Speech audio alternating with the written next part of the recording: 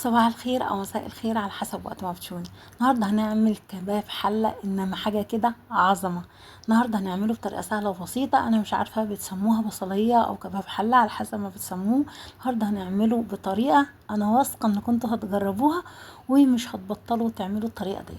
اول حاجه انا جبت اللحمه، ويا ريت تكون دوش كده او ملبسه زي ما انتم شايفين كده، وهبتدي ان انا احطها في الماده الدهنيه وابتدي ان انا اشوحها كويس جدا. يا ريت من اللون الاحمر اللي انتم شايفينه دوت يروح.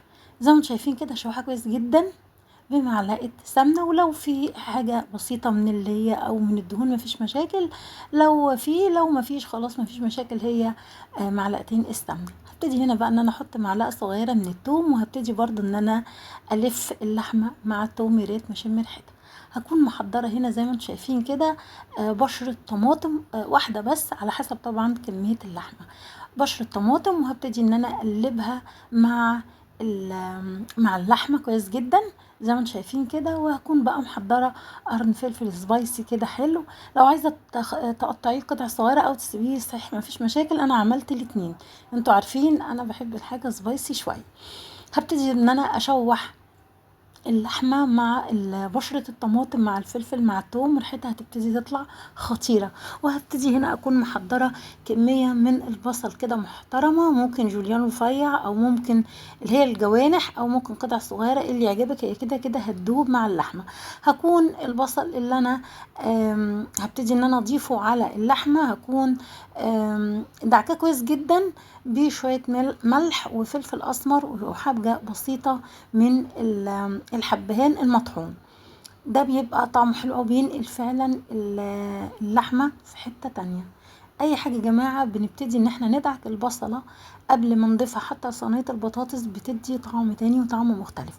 هنا زي ما انتم شايفين كده هوطي عليها، وبعد شوية هبتدي ان انا اقلب المكونات كلها مع بعض. كل ما وطيت عليها كل ما هتنزل ميتها، وهي اللي هتسوي اللحمة منها فيها من غير ما اضيف مية سخنة ولا حاجة.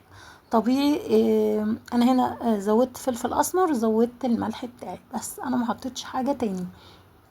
بصوا بقى الميه بتنزل منها فيها ليه؟ لان وطيت عليها. زي ما انتم شايفين كده انا نسيت اقول لكم ان انا حطيت معلقه سكر قبل ما اضيف البصل علشان يتكرمل معايا.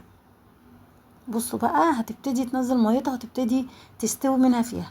طبيعي ممكن ان هي هتبقى محتاجه سوا شويه، فانا زودت حوالي كوبايه ميه سخنه، بلاش برد علشان اللحمه ما تشدش معانا.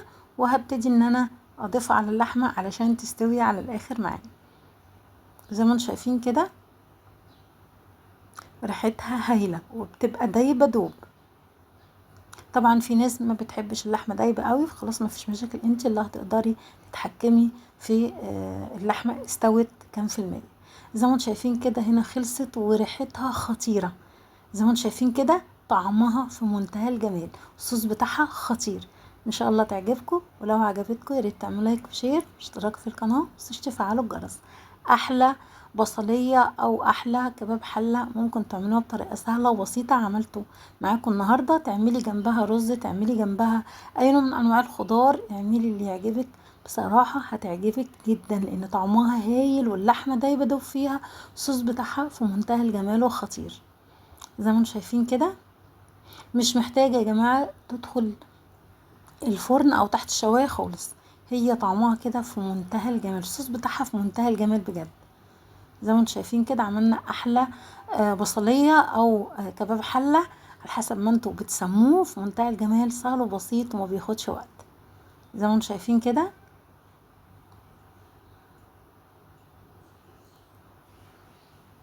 بصوا شكله بصراحة بيتكلم عن نفسه.